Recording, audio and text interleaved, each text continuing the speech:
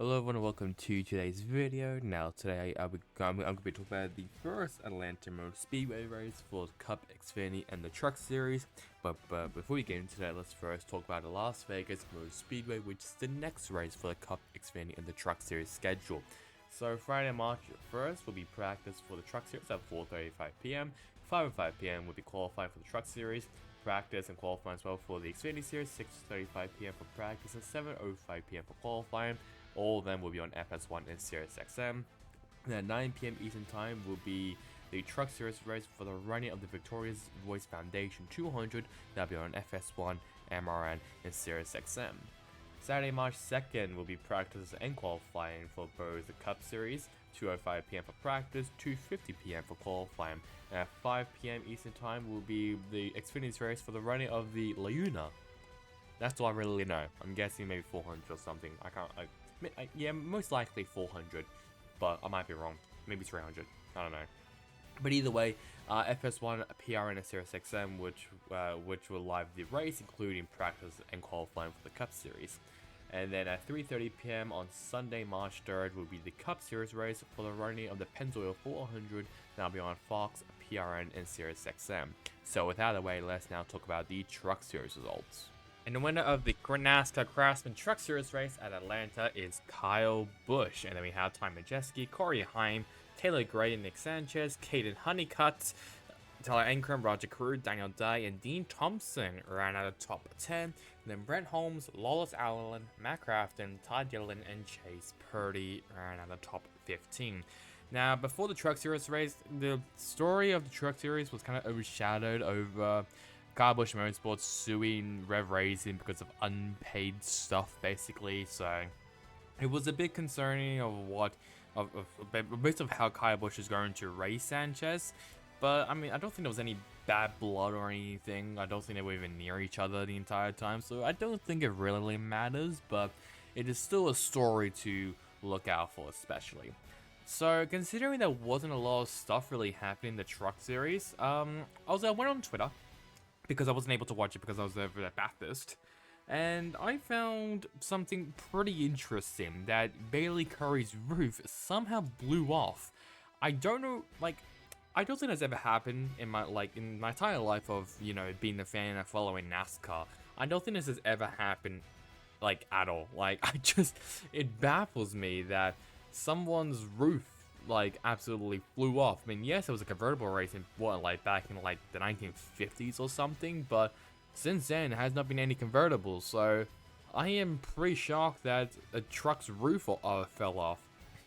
Another thing as well is that the windshields on the Truck Series were pretty weird, they bent a bit as well, apparently it wasn't fastened properly, and which actually is why that Lane Riggs actually got disqualified, because I think they actually used the window benting a bit to their advantage, where everyone else was basically because of pure accident. They just forgot to tighten the braces. That was a weird thing that happened in the Truck Series. But oh no, that's really about it. I can really think of. I mean, Grant Thing had a close call with almost spinning out. Jack Wood spun out as well in the front stretch, but that's all I can really think of. Let's have a look now at the other finishes outside of the top 15.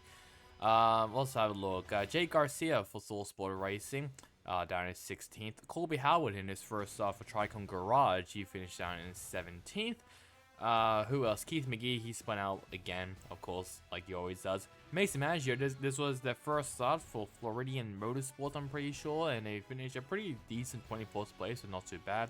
I think Thad Moffat also had an issue. Ben Rhodes also had an issue as well. So his start of the season is kind of on rails right now. Bailey Curry, like I mentioned before, his roof fell off to Narnia. Jack Wood spun on the front stretch. Christian Eckes apparently had brake issues. I don't know when, and apparently he retired lap 50, but that's all I really know about I think our reigning winner on this race, I'm pretty sure last year in 2023, and down in last place, Lane Riggs, after being disqualified.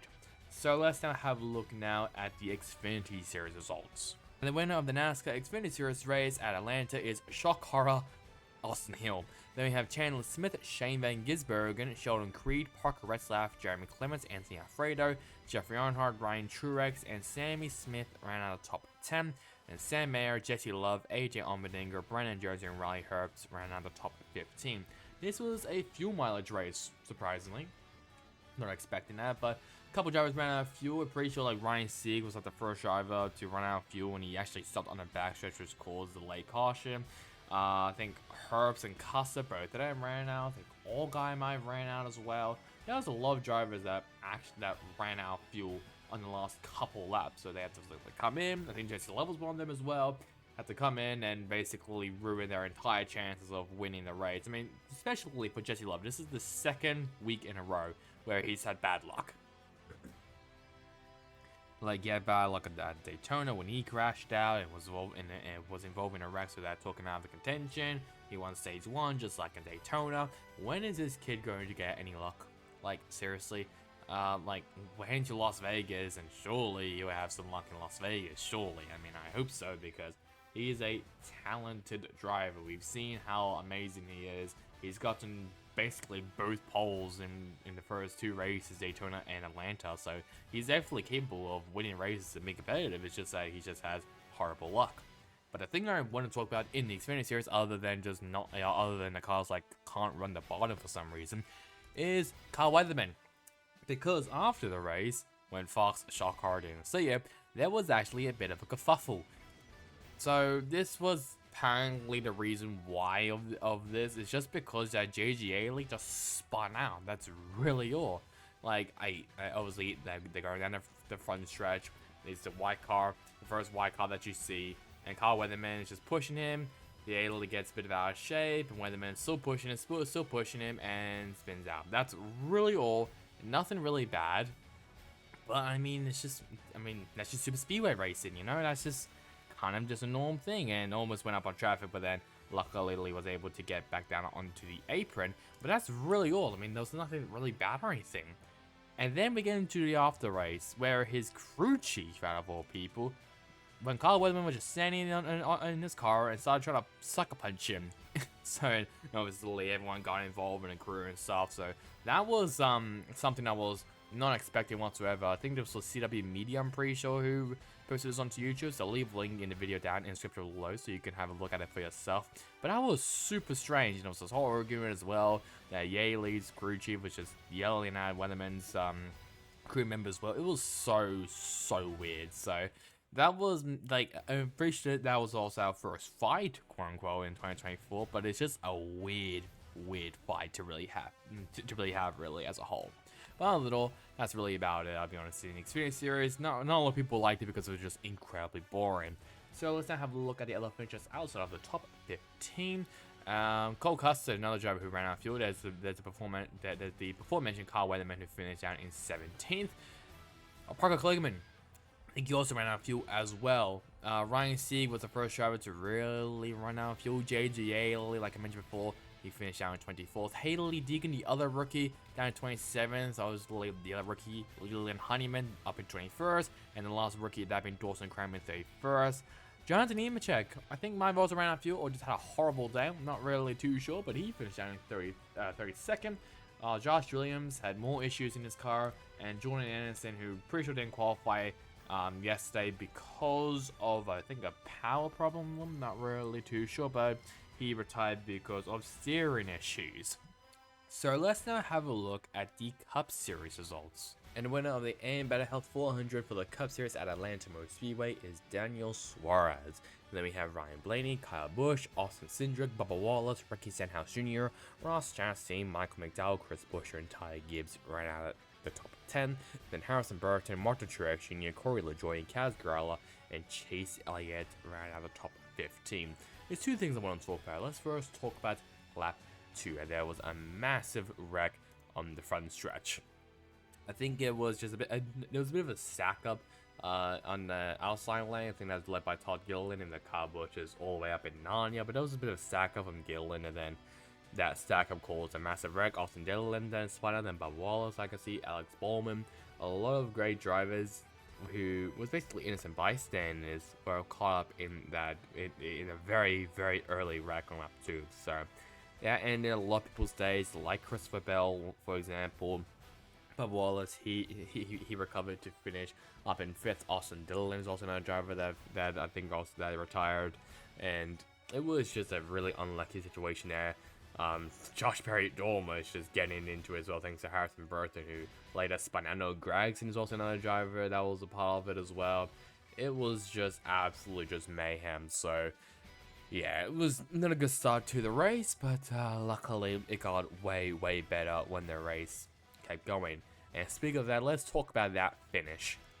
That crazy finish, that 3-wide finish between Daniel Suarez, Ryan Blaney, and Kyle Busch. Come to turn, basically into turn 4. Kyle Busch and Suarez, both of them had a run on the outside. Blaney wanted to protect them in the middle, well, I should say in the inside lane. And coming down to the checker flag, it was that close. 0.003 of a second. 0.003 seconds was the gap between Suarez and Blaney. It looked like something from Cars. And I think like the Twitter, and I think like NASCAR as well on Twitter memed the hell out of, like just basically also reference it as well, that it was basically Cars. So luckily, basically everyone, every fan basically knew it kind of like Cars. But that is the 3rd closest finish in NASCAR history.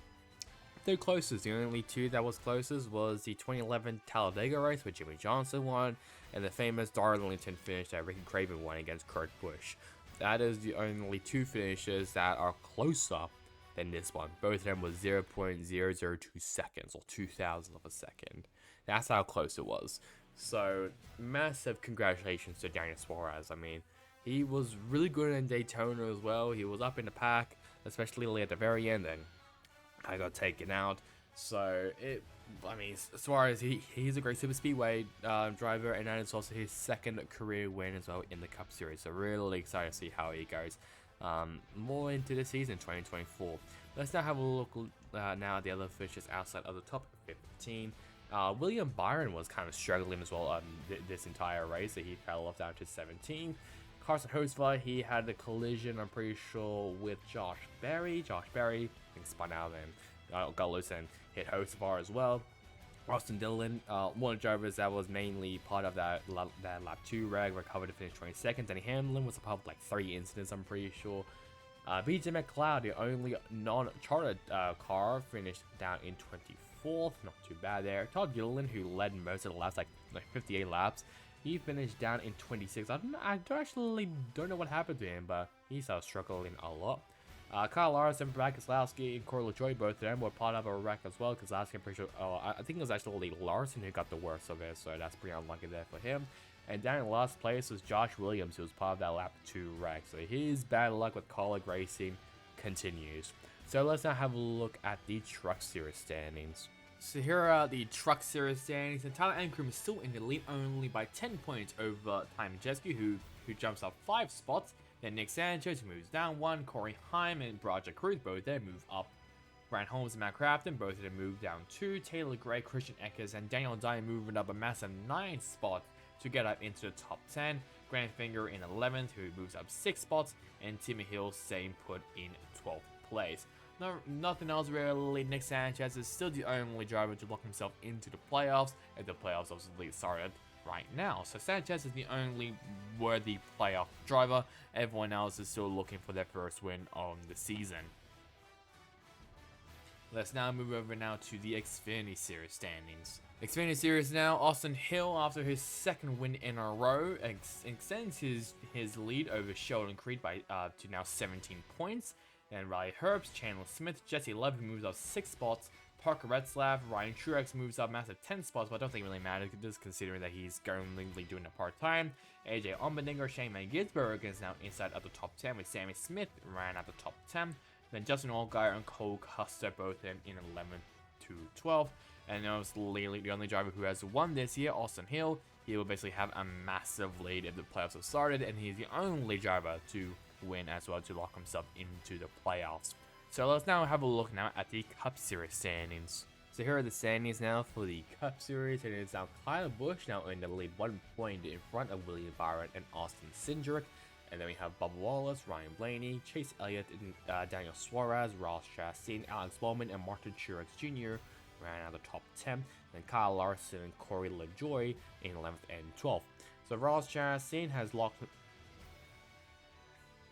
So Daniel Suarez has locked himself into the playoffs along with William Byron as our Daytona 500 champion. So Suarez and Byron are currently safe in the playoffs. Everyone else is still looking for a playoff berth. So just a reminder that next week's scheduled race is Las Vegas for the Cup, Xfinity, and the Truck Series. So now I'd like you now guys to like, comment, and subscribe. It would really help me, especially on this channel, as I get to cover more NASCAR races for your own enjoyment. So that's really about it for me. Hope you guys enjoyed it. Catch you guys on next time in the next one. Goodbye.